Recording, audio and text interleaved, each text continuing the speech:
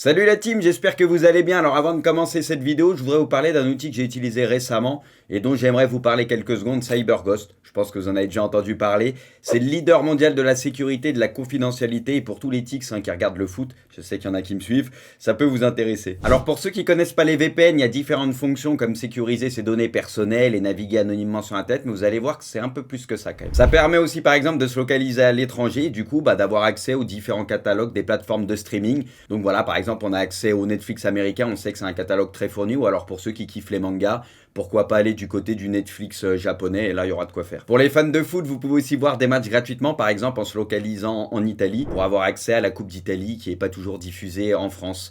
Il y a eu l'exemple il n'y a pas très longtemps avec la Super Coupe entre l'Inter et l'AC Milan, c'était pas diffusé en France, grâce à CyberGhost, en se localisant en Italie, on pouvait voir ce match gratuitement. Et c'est la même chose par exemple avec la Ligue des Champions, qui est diffusée gratuitement en Belgique ou en Suisse, donc il suffit de se localiser là-bas pour voir des matchs à l'œil et ça c'est plutôt cool. Faut savoir que c'est un logiciel très simple à prendre en main, compatible avec toutes les interfaces et que vous pouvez utiliser sur 7 appareils en simultané. Puis bon, si moi j'arrive à très bien l'utiliser, je pense que ça ne devrait pas trop vous poser de problème. Pour finir, sachez qu'il y a des offres en utilisant mon lien et que c'est satisfait ou remboursé pendant 45 jours, donc vous êtes plutôt pas mal. Ça va les gars? Bon les gars, on se fait les pronos de la Ligue des Champions les gars, et on se les ressortira pour les quarts de finale, voir qui avait le plus raison entre vous et moi. Alors les gars, je vous laisse voter pour chaque affiche de Ligue des Champions, ok? Vous votez en premier, comme ça je vous influence pas, parce que vous avez tendance à me copier vu que j'ai des avis très pertinents et que je suis souvent très proche de la réalité. Donc vous votez en premier et après je vous dis ce que je vois et qui se qualifie. Les gars, on dit qui se qualifie. C'est pas par rapport au match aller ou quoi, là on prend en compte l'aller-retour, on essaye de se projeter qui va se qualifier, ok? C'est clair les amis? Et les gars, est-ce que vous voulez, les gars, vu que là c'est les phases finales et qu'on va rentrer dans le vif du sujet, là dans le dernier tiers de la saison, ce que vous voulez et tout, est-ce que les gars vous voulez, parce qu'on l'avait fait en tout début de saison, est-ce que moi, je pense que ça pourrait être le moment d'essayer de redire qui va gagner la Ligue des Champions. Vous choisissez un vainqueur et moi un vainqueur. Ça a pu changer par rapport à avant les poules. On fait ça? Vas-y. Bon, déjà, les gars, pronos des matchs. Attendez, je vous affiche les matchs. Les gars, est-ce que Leipzig... Quoique... Ouais, non, mais ça va être City large. Mais j'allais vous dire, est-ce qu'il y a besoin de le faire? En vrai, on peut le faire, les gars. Mais... juste pour voir le pourcentage. On est sur du 82-18, comme prévu. Bon, de toute façon, vous allez dire City. Bon, moi, les gars, je vais pas faire l'original. Je vais dire City aussi. Même si, bon, c'est vrai que, pour le coup, je pense que le 80-20, il est peut-être un peu trop prononcé, comme je disais. City, on ne sait pas trop sur quel pied danser cette saison. Peut-être qu'ils ont une équipe, notamment grâce à Haaland, qui correspond un peu plus à la Ligue des Champions et un peu moins au championnat pour surdominer les matchs et tout. C'est ça la question, c'est ça que j'attends de voir. Mais au final, attention, parce que City, c'est pas comme si c'était en full confiance, il y a Cancelo qui est parti et tout. T'as l'impression qu'il y a des joueurs, je sais pas, l'état d'esprit, il a pas l'air foufou. Du coup, ça redistribue peut-être légèrement les cartes, même s'il y a quand même une grosse avance. Voilà, pour City, on est obligé. Donc je vais dire City, les gars, mais moi je dirais, allez, je dirais du 70-30 ou 75-25. Dans ces eaux-là, moi, si je devais mettre des pourcentages. À peu près, allez, vu la forme du moment. Deuxième match, les gars. Francfort, les gars, contre le Napoli. Donc, vous êtes sur 80-20, non? C'est trop comment je vous connais par cœur. 83-17, ok. Je vais pas faire l'original, les gars. Hein. Je vais dire Naples aussi, qui est sûrement, les gars, si on prend l'ensemble de la saison, l'équipe la plus impressionnante en Europe. Voilà, bon, il y a Arsenal peut-être aussi, qui a été très constant, même si là, il commence à laisser quelques points et tout. Mais moi, je trouve qu'en termes de facilité, en termes de jeu, notamment avec Varane, Osimhen et tout devant, où c'est un carnage, voilà, c'est une équipe qui peut prendre quelques buts, mais qui est sûre de sa force, qui marque beaucoup de buts et qui, dans le jeu, est impressionnante. Moi, c'est l'équipe qui me fait la meilleure impression, je pense, pour beaucoup aussi ici, pour le moment, en Europe. Et ils avaient perdu un match après le retour de la Coupe du Monde. Tu te disais, est-ce que ça a cassé leur dynamique? Et au final, non, ça c'est reparti pareil. Voilà, impressionnant. Donc, t'es obligé de mettre Naples. Tu les sens en full confiance, puis il faut être capable aussi d'aller gagner à Naples, où l'ambiance, c'est comme, même si en Allemagne aussi, Francfort, mine de rien, sur des ambiances assez cool, mais c'est vrai qu'à Naples, pas évident d'aller gagner là-bas. Bon, Naples trop fort, donc obligé de mettre Naples. Franchement, ils sont impressionnants. Ils sont impressionnants. Tu sens que c'est la belle histoire de cette Ligue des Champions. Après, Francfort, les gars, on sait jamais. Hein. Voilà, encore une fois, il y a des joueurs. On disait que Lomoni est très en forme. On sait jamais avec les équipes allemandes. Peut-être ça va pas être aussi facile que ça pour Naples non plus, tu vois. Bruges-Benfica, les gars. Ouais, vous êtes large pour le moment, c'est des tapines pour vous. Hein. Bon, les gars, vas-y, je vais pas faire le mec original, je dis Benfica aussi. Bruges, ils avaient fait un gros début de LDC. Après, ça s'est un peu tassé sur les matchs retour. C'était plus compliqué pour eux. Et Benfica, on les a vus beaucoup jouer. Parce que la poule du PSG, on les a vus faire des très bons matchs contre le PSG. Et franchement, c'est solide. C'est une équipe qui joue très bien. Donc voilà, t'es obligé de mettre Benfica. Moi, je pense que Bruges, ils ont un peu surperformé au début de la LDC. Après, ça a été plus compliqué. Et pour moi, Benfica, ça me semble quand même être bien au-dessus. Après, bon, on connaît, c'est le foot, c'est la Ligue des Champions. Mais t'es obligé de voir Benfica au vu de ce qu'ils nous ont montré, quoi. Les gars, est-ce que vous pensez... Moi, les gars, en fonction du tirage et tout, je serais même... Ça me choquerait pas de voir Benfica en demi de Ligue des Champions, les gars. Par exemple, tu vois. Tu sais, je sais pas si je suis le seul à penser ça, mais en fonction de ce qui se passera derrière, pour moi, Benfica peut poser des problèmes à n'importe qui. Et ça me choquerait pas de les voir aller jusqu'en demi de LDC, moi. Je pense qu'ils ont un vrai coup à jouer, quoi. Après, il faudra voir qui y joue, comment ça se passe, mais... Tu sais, tu sens que c'est une équipe qui peut emmerder n'importe qui, hein, clairement. Ok, les gars, Paris, on se le garde pour la fin. Ouh, venez, on fait Liverpool-Real. Vous êtes sur du 69-31. Ok, bon, vous, du 70-30, quoi, vous êtes quand même assez nettement pour le Real. C'est la logique un peu du moment où même si les Real, c'est pas leur meilleure période, tu sens que ça peut être un peu friable et tout, ça a laissé des points aussi en championnat, ils sont pas impressionnants. Après, l'année dernière, ils étaient pas impressionnants à peu près à ce même stade de la saison, et après, ils ont enclenché en Ligue des Champions. Moi, je les voyais pas gagner l'LDC, ils ont tapé tout le monde. C'est les Real, ils connaissent cette compétition. Après, moi, je le dis depuis le début, je pense que la perte de Casemiro va leur faire très mal, et notamment dans des matchs couperés comme ça en Ligue des Champions, où un mec comme ça, tu vois, qui a du vice, qui peut couper les actions, ce que tu veux, qui est intelligent, je pense que ça va leur faire mal. Après, Liverpool, ils sont dans un état catastrophique. C'est bien pire que le Real, bien évidemment. Il n'y a pas grand-chose qui va. Derrière, avec les absences, c'est catastrophique. Devant, ils ont du mal aussi, même s'ils commencent à récupérer des joueurs petit à petit. Et au milieu de terrain, c'est pas extraordinaire non plus. C'est vrai que Liverpool, c'est effrayant. Moi, je pensais que ça irait mieux à un moment donné, mais... Dès qu'il leur manque Van Dijk et certains joueurs et tout, tu sens que c'est pas la même équipe. Donc tout amène à dire le Real. Après les gars, Liverpool, ils ont quasi plus que ça à jouer. Hein. Est-ce que les gars, leur salut, ça passerait pas par la Ligue des Champions, les gars? Est-ce que vous voyez pas un supplément d'âme? Et ils font une grosse campagne de LDC, ils arrivent à sortir le Real, les gars, ils récupèrent des joueurs du coup en mars. Et t'as un Liverpool qui monte un peu en puissance, tu vois. C'est une autre compétition. Le Real, oui, c'est leur compétition, mais on sait que Liverpool en Ligue des Champions, souvent, les gars, ils tirent leur épingle du jeu. Et souvent, ils arrivent dans le dernier carré où ils vont très loin. On le sait, notamment ces derniers temps. Donc, attention quand même à Liverpool, les gars. Et bah, les gars, je dis Liverpool. Je prends à Paris, les gars, Liverpool sort le Real. Même s'ils sont pas favoris, Liverpool sort le Real, les gars. Et ils te font un parcours en Ligue des Champions, pas dégueulasse derrière. Les gars, je tente un coup, les gars. Soyez contents, les Madrilènes. L'année dernière, je vous voyais sortir en 8e et tout, à chaque tour quasiment. Vous êtes allés au bout. Donc normalement, c'est bon signe pour vous, les gars. Donc c'est la seule différence qu'on a pour le moment. Tu vois, aussi, les gars, vous prenez que l'évidence ou le favori du moment. Vous, il n'y a aucune prise de risque. Inter-Porto, les gars. Ouais, sur du 60-40, un peu moins. C'est peut-être le duel le plus équilibré qu'on ait eu pour le moment. Franchement, les gars, l'Inter, ils ont souvent de choc en Ligue des Champions. Là, ils étaient dans une poule très compliquée. Ils ont su s'en sortir. Pourtant, les gars, c'est pas l'équipe que je porte le plus dans mon cœur. Hein. Mais je le dis à chaque fois, je reconnais... En fait, pour moi, c'est une équipe, je pense, si tu es supporter de l'Inter, tu dois être souvent déçu, notamment en Ligue des Champions, ce que je joue, et même parfois en championnat, notamment cette saison. Parce que quand tu vois les joueurs qu'il y a et l'équipe qu'il y a, des fois, je trouve ça sous-performe. Ils ont vraiment une équipe où, pour moi, tu sais, ils devraient être au contact de Naples et tout, même cette saison, vraiment très proche de Naples. Pour moi, il y a vraiment quelque chose d'intéressant à faire, et souvent, ça joue plutôt bien, pas mal, mais des fois, ça va pêcher dans la finition, ce genre de truc, voilà. Et cette année, bon, au moins, ils n'ont pas de choc en phase de poule.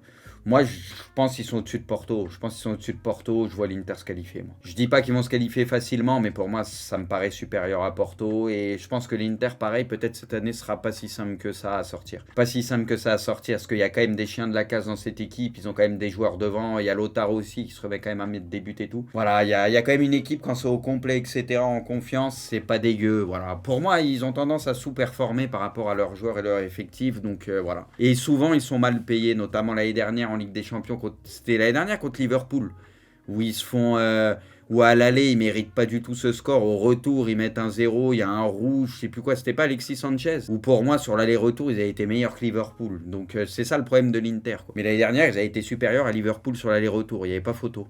Et ils ont eu vraiment de la réussite, Liverpool. Et du coup, bah, l'Inter, c'est là où il faut faire mal pour eux. Tu vois. Mais du coup, je dis Inter. Milan-Tottenham, les gars. Les gars, je vous le dis, si vous faites un 50-50 pile et même nombre de votants, votre vote est annulé. Il comptera pas quoi qu'il arrive, vous aurez 0 points. Vous voulez faire les gamins à faire pile le même nombre de votes, faites les gamins. Tottenham, du coup. Vous voyez Tottenham, les gars, avec 3 votes. Ça s'est joué à 3 votes. Alors, les gars, c'est deux équipes qui vont pas forcément très bien. Là, c'est Milan, c'est pire, malgré la victoire contre le Torino. Parce que ces derniers temps, ils ont pris beaucoup de buts. y a beaucoup de joueurs qui sont pas au niveau, manque de confiance et tout. Bon, là, ils ont gagné 1-0 grâce à Gigi, mais voilà, ça efface pas tout ce qui s'est passé avant, même si ça fait du bien pour le moral. Mais c'est vrai que l'après-Coupe du Monde a été très compliqué.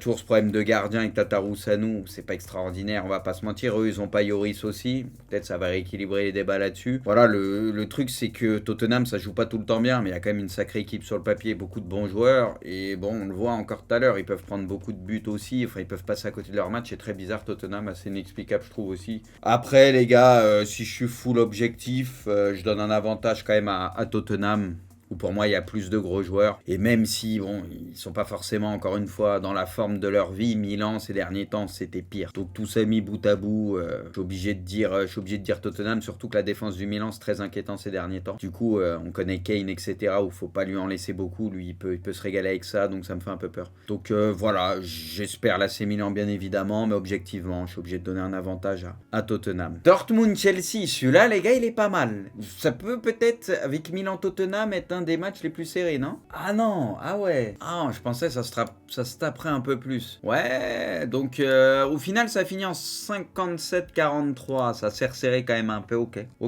Bon, Dortmund les gars, ces derniers temps ça gagne ses matchs et tout, comme d'hab c'est une équipe on le sait spectaculaire qui marque des buts, qui prend aussi des buts, qui peut prendre des buts un peu bêtes. Voilà, c'est toujours le problème je trouve avec Dortmund, mais tranquille, sur une équipe joueuse, tu sais qu'il va se passer des trucs, ça va être ouvert, ça met des buts. De l'autre côté, t'as Chelsea qui a fait un mercato qui a fait une saison à 800 millions quasiment, qui a des joueurs très intéressants, mais bien sûr, il faut que la mayonnaise prenne et ça faudra un peu de temps, quoi. On sait que c'est compliqué, ils font une saison assez catastrophique, ils sont dans le ventre mou, donc pour la confiance, c'est pas fou, même s'il y a des nouveaux joueurs à intégrer qui sont arrivés. Est-ce que ça peut apporter un vent de fraîcheur? Je pense. Après, est-ce que c'est pas trop tôt? Je ne sais pas. Après, les gars, encore une fois, c'est pas le championnat et ça fait un peu comme Liverpool, je dirais. C'est la Ligue des Champions, c'est une autre compétition. Les compteurs sont remis à zéro et je trouve que ça, mentalement et tout, et même pour les joueurs, ça change quand même pas mal la donne. C'est pas du championnat, là, c'est au meilleur des deux matchs, etc. Je trouve que ça, on a tendance à le sous-estimer, ça peut redistribuer un peu les cartes, je trouve. Même quand ça paraît déséquilibré, tu vois, on parlait de Liverpool, Real et tout. Je vais dire Chelsea, les gars. Je vais dire Chelsea. Non pas que je souhaite que Chelsea se qualifie, je préférerais Dortmund parce que pour moi, Chelsea, depuis Tourelle, tout ça, c'est honteux ce qu'ils ont fait. Donc, la vérité, je leur souhaite pas spécialement de se qualifier, même si à la base, j'ai rien contre le club, mais je trouve que ces derniers temps, il s'est passé pas mal de choses assez catastrophiques. Donc, j'aimerais que Dortmund se qualifie. Je souhaite que Dortmund se qualifie. Mais je me méfie quand même de Chelsea, comme j'ai dit. C'est notre compétition et je pense que Chelsea, en Ligue des Champions, faut quand même s'en méfier. Il y a des joueurs de qualité qui vont vouloir montrer beaucoup de choses et prouver des choses. Et encore une fois, ça peut sauver leur saison, un peu comme Liverpool et tout. Donc attention, souvent c'est une question de motivation. Je pense que Chelsea est capable de se qualifier. Voilà. Donc je dis Chelsea, les amis. Et deuxième chose qui est différente par rapport à vous, les gars, du coup. Moi, c'est Liverpool et Chelsea et vous, Real et Dortmund. Pour finir, les amis, Paris-Bayern, les gars. Ah, vous respectez pas. Carrément, on est sur du 70-30. 29-71, ok.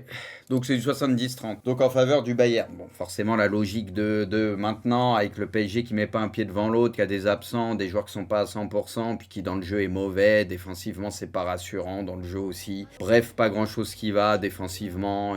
Et même au niveau de l'activité des joueurs, où tu sens que des fois, ça veut pas tout le temps courir ou faire les efforts. Je suis d'accord avec vous, les gars, il n'y a pas d'équilibre et très peu de points positifs, à part peut-être Donnarumma, comme je disais.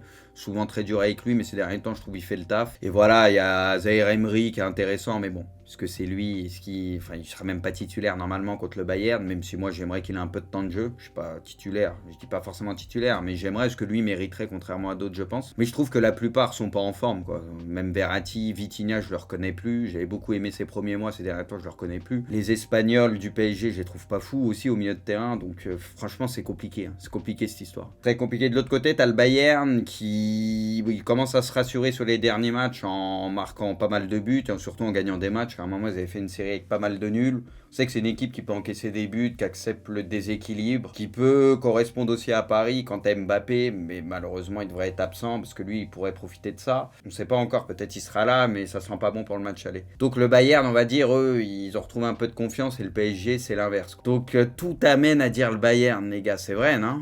Tout amène à dire le Bayern. Je vais vous donner deux certitudes que j'ai. La première, les gars, c'est que le PSG ne va pas perdre le match aller et la deuxième, c'est que le Bayern va se qualifier. Paris perdra pas l'aller, mais Paris se fera éliminer. Et au retour, ça sera ultra compliqué pour eux. Non, mais les gars, on est obligé de voir le Bayern favori. Soyons honnêtes. Voilà, c'est quand même plus carré. Il y a des joueurs qui peuvent... Encore une fois, ce qui me fait très peur avec ce PSG-là, c'est que défensivement, je les trouve très faibles. Au milieu, il y a des boulevards. Au-delà du jeu et tout, mais je parle défensivement. Et on sait que le Bayern, ils ont des joueurs qui peuvent dévorer les espaces et qui peuvent faire des hautes courses et remonter le ballon. Et ça fait très peur. Surtout qu'ils peuvent avoir des gros passeurs. Tu penses aussi aux latéraux qu'ils ont. Il y aura forcément des espaces que le PSG, ils ont du mal sur ça. Et du coup, avec les joueurs du Bayern, tu le sais qu'ils vont profiter de certains boulevards.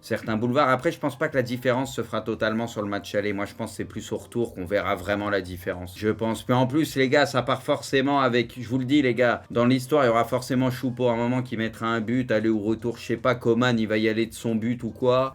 Cancelo, Pep, qui s'embrouille, qui l'envoie au Bayern, il va forcément faire la misère sur un des deux matchs à Paris. Ça, c'est écrit aussi. Tu sais, il y a ce genre de truc qui est écrit depuis le début, quoi, on le sait tous. Donc déjà, c'est un peu compliqué, quoi. Donc voilà, les gars, je vois le Bayern. Bon, les gars, maintenant, parlons bien. Les gars, vous voyez qui gagner la Ligue des Champions? Vous voyez City, les gars, vainqueur de la LDC. Ça, c'est l'effet Haaland, ça. Ok, donc vous voyez City, qui était mon favori au début de la Ligue des Champions. Du coup, est-ce que je maintiens ça? Est-ce que je change ça? Eh bien, les amis, je vais dire City. Parce que moi, je change pas d'avis, les gars. Je l'avais dit au début de la LDC et je maintiens ça jusqu'au bout, parce que je suis comme ça. Moi, je suis pas quelqu'un qui retourne sa veste comme vous. C'est ça la différence. Moi, je retourne pas ma veste, quoi. Vous retournez votre veste, pas moi. Moi, je garde mon idée de base. Je garde City, les gars, je maintiens. Les dés sont jetés, les gars. Maintenant, on verra, hein. On verra bien qui a raison, les gars. On refera un petit bilan de ce qu'on avait dit pour les 8e, les gars, au moment d'écart, ok? Encore merci à CyberGhost d'avoir sponsorisé cette vidéo. Et n'oubliez pas, vous avez toutes les infos dans la description. Et moi, je vous dis à très bientôt pour une prochaine vidéo. Ciao.